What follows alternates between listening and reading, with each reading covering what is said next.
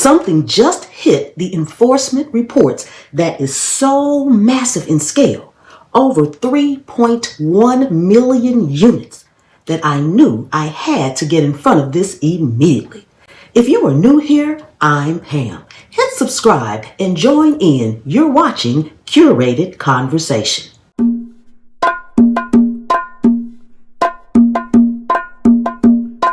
If you've been following this channel for a while, you know we treat our community like a neighborhood watch. We look for the things that the nightly news might miss or might not explain fully until it's too late. Today's alert involves major retailers that I know many of you visit every single week. Places like Walgreens, Kroger's, CVS, and Rite Aid. Now, before we dive into the why and the what, I have to give you my standard disclaimer. I am a consumer researcher, an advocate. I am not a medical professional. I am not a scientist. I am not a doctor. Okay? What I am sharing with you today is pulled directly from the official FDA enforcement data. This is for safety and education, but it is not medical advice. If you feel you've been affected by the products we're discussing, please reach out to your healthcare provider immediately. Now, let's talk about the numbers. 3.1 million? That is not a small batch. When we see a recall of this size, it usually points to a systemic issue at the manufacturing level. The company behind this is KC Pharmaceuticals, based out of California. Now, they don't just sell under their own name. And if you see me looking down, I've got my notes. But they manufacture products for almost every major store brand you can think of. The FDA has officially classified this as a Class 2, okay? And for those of you who are new to my research, a Class 2 means that using the product could cause temporary or reversible health problems, but the risk of a life-threatening event is considered remote.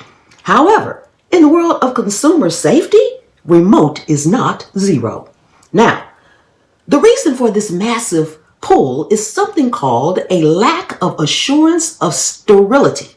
Now, that sounds like a dry technical term, but in my world, this is a huge red flag. It means that during an inspection or a review of the records, the FDA found that the company could not prove their facility was keeping microbes, bacteria, or fungi out of the product. Now, when you're dealing with something that goes into a sensitive part of your body, sterility isn't a suggestion, it's a requirement. I know what some of you are thinking, but Pam, if no one is sick yet, why is this a big deal? Well, we have in this community what we call remembrance. We remember. We remember the 2023 outbreaks. We remember when contaminated products from different manufacturers led to dozens of infections, and in some tragic cases, vision loss or even death. Now, the FDA is being very aggressive here because they don't want a repeat of 2023. They sent a warning letter to this specific manufacturer demanding protocol changes because they found they weren't following the correct procedures. They weren't following the procedures to prevent microbiological contamination. Essentially, the neighborhood watch, the FDA, caught the gate unlocked before the intruder got in. That is why we are talking about this today, to make sure you aren't the one left holding the bag. Okay, so what are these 3 million items? We're talking about over-the-counter eye drops, okay? Like these, just eye drops, all right? If you use drops for dry eyes, redness, allergies, you need to listen very closely to this list. These were distributed nationwide at Walgreens, CVS, Kroger, Rite Aid, HEB, and even Dollar General. There were 8 specific formulations involved. I'm going to read them slowly so you can check your cabinets. We have Sterile Eye Drops AC, Eye Drops Advanced Relief, Dry Eye Relief Eye Drops, Ultra Lubricating Eye Drops, Sterile Eye Drops Original Formula, Sterile Eye Drops Redness Lubricant, Sterile Eye Drops Soothing Tears, and Artificial Tears Sterile Lubricant Eye Drops. I know that's a mouthful, okay? If you have a bottle of store brand eye drops from any of those major retailers, I need you to look at the back. Look at the lot number and the expiration date. The majority of these affected bottles have an expiration date in 2026, specifically around April through October of 2026. The manufacturer is voluntarily pulling these, which is a good sign, but it's up to us to finish the job.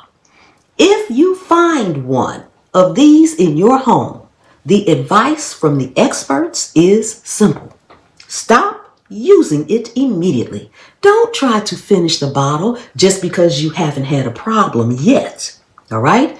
You can either throw it away or take it back to the store. Most of these retailers like Kroger and CVS, they're very good about honoring these safety recalls if you bring the product back.